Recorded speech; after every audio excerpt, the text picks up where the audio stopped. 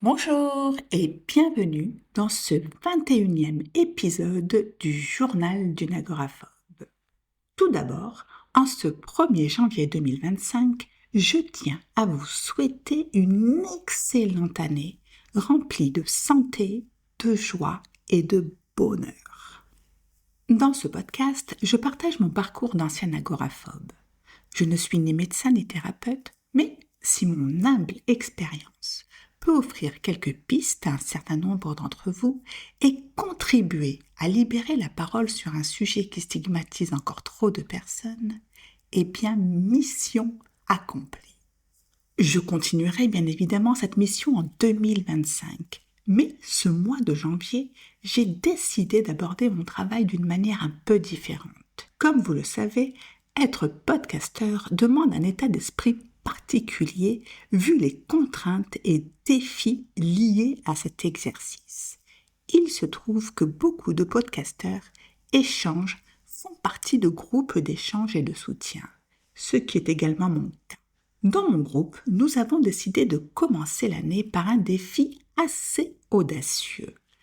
Publier un épisode de podcast chaque jour avec une contrainte différente à respecter chaque fois.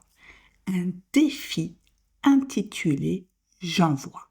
Donc, pendant le mois de janvier, mon objectif sera de vous proposer un épisode quotidien tout en respectant ces contraintes qui, je vous préviens de suite, peuvent parfois s'avérer farfelues.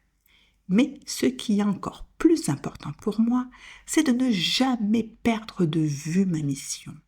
Vous raconter mon parcours de guérison étape par étape pour offrir des pistes aux personnes concernées par l'agoraphobie, aux proches des malades et même aux psychologues qui pourraient trouver dans mon expérience un angle de réflexion différent de celui habituellement proposé dans leur cabinet.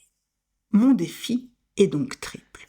Vous livrer un épisode chaque jour, respecter la contrainte imposée et continuer de raconter mon histoire avec sincérité et continuité pour qu'elle puisse vous être utile. La contrainte du jour, après vous avoir expliqué le défi, est de vous parler d'une croyance limitante à laquelle j'ai dit adieu. Lors du dernier épisode, nous avons abordé une attaque de panique que j'ai eue en public. Si vous avez raté cet épisode, je mets les liens dans les notes de cet épisode. À la suite de cela, j'en ai parlé à ma psy et elle m'a tout de suite répondu « Vous voyez, il n'y a rien de dramatique à faire une attaque de panique en public. D'ailleurs, vous m'aviez parlé il y a quelque temps de partir en vacances avec votre fille. Je pense que maintenant, c'est le moment. » J'avoue que j'étais un peu perplexe face à cette réflexion et j'ai commencé à balancer quelques objections. « Et si je fais un malaise ?» Elle m'a répondu. « Eh bien, si vous faites un malaise, vous appellerez les pompiers et vous serez prise en charge. Il n'y a rien de grave qui puisse vous arriver. » Je lui réponds « J'appelle les pompiers devant ma fille ?» Elle me répond « Ne vous inquiétez pas, elle est solide. » Je lui réponds « Je ne risque pas de la traumatiser. Je vous rappelle qu'elle avait uniquement 12 ans à l'époque. » Et là, elle me répond « Vous pensez vraiment que c'est la seule enfant au monde dont les pompiers sont venus pour ses parents? Il y a même des enfants qui appellent eux-mêmes les pompiers. » Au fond, elle n'avait pas tort. C'était un lundi soir, 19h. J'avais pris le dernier rendez-vous de la journée car en tant qu'agoraphobe, mes déplacements chez le psy dépendaient de l'aide de mon entourage pour m'y emmener.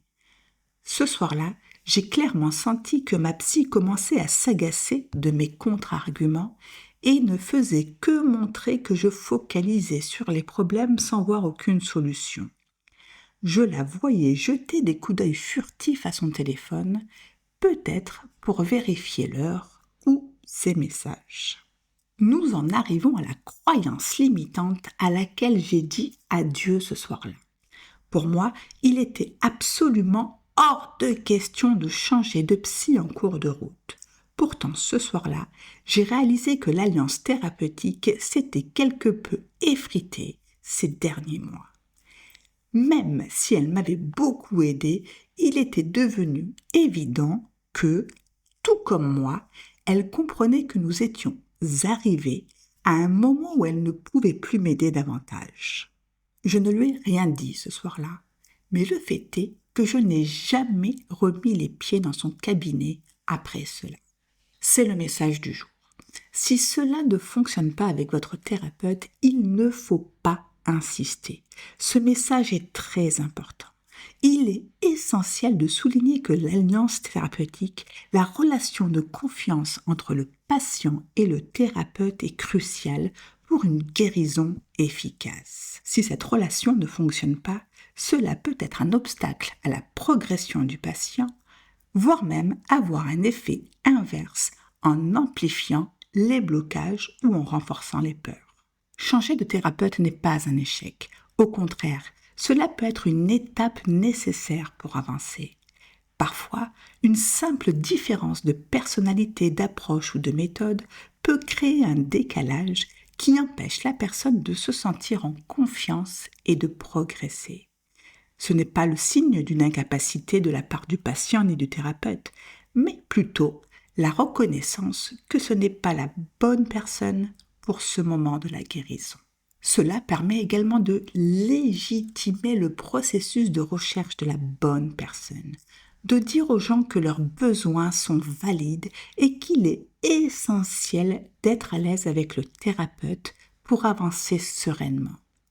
Parfois, il faut aussi accepter que certaines relations ne sont tout simplement pas destinées à durer et qu'il faut prendre du recul pour trouver un meilleur accompagnement.